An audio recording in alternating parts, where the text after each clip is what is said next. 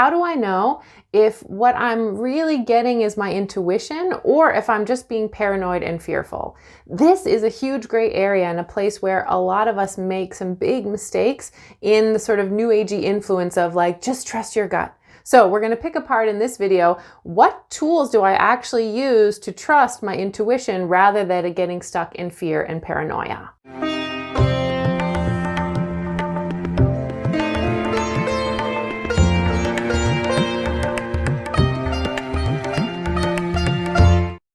How can I determine if my intuition telling me something or if I'm just being paranoid? This is a great question, and one of the fundamental questions that we all sort of deal with as we're starting to feel this inner barometer of trusting ourselves. And the biggest tool we can use, in my experience, at least to start off with, is our body. Because what we know is when we are just in the realm of the mind, we are very, very, very susceptible to fear. And most of us in mainstream society and living have traditionally just been living and operating from the neck up, head up, which means almost impossible to separate ourselves out from fear. The thing to do is, one, is to really start to practice this asking the body pendulum. And we have a whole training on this in the Body Wisdom Academy, but essentially you start with getting a baseline. Body, please show me a yes. And you notice the feeling that comes up in your body. Generally, it's going to be maybe a leaning forward or more opening or a movement sensation. And then we say, thank you, body, please show me a no. And we notice a slight sensation. Otherwise, it might be a more contractive, might be going backwards. But you start to learn your body's yes and no signals. And generally, we want to get that baseline twice. We want to repeat that procedure because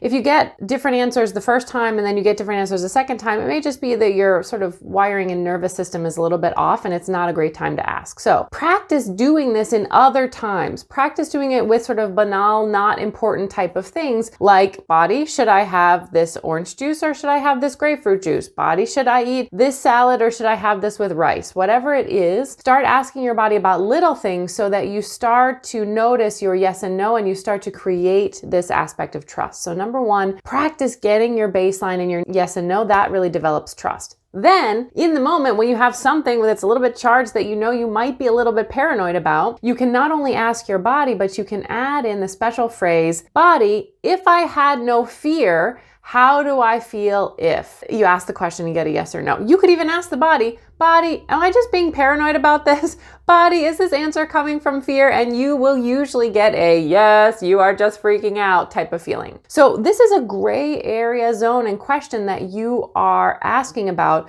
but learning to trust your body and have a counterbalance to the world of the mind and the fear is one of the first steps to really getting these yes or no answers and to start to have discernment about what's just fear and paranoia, which we are all subject to in different ways, especially different types of circumstances. Different things that we sort of have Velcro for on the inside will naturally be more difficult to discern about. And the second thing that we can do is also go to trusted friends, trusted teachers and advisors and say, hey, here's what I'm thinking. Does it seem like it's just fear? Or are you catching anything? That's sort of the next level, but always using your body on the inside can be a great, great, great balancer to that fear and paranoia. You are not alone on that one.